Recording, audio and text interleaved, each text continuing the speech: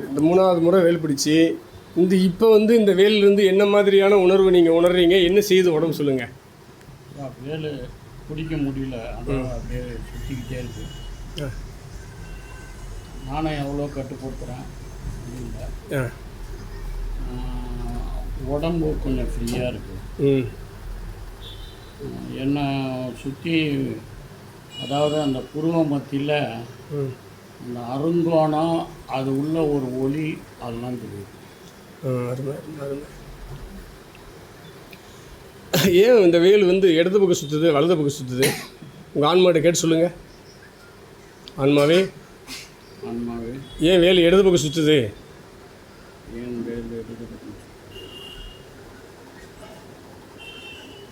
அதாவது இடது பக்கம்னா ஆற்றல் வெளியே போகுது, வலது பக்கம்னா ஆற்றல் உள்ளே வருது. ஓ, அப்படி சொல்லுது அவங்க ஆன்மா. சரி, இடது பக்கம் சுற்றினா ஆற்றல் வெளியே போகுது, வலது பக்கம் சுற்றினா உள்ளே வருது. ஆஹா, அருமை அருமையான ஒரு உங்கள் உணர்வுபூர்வமான உணர்வு.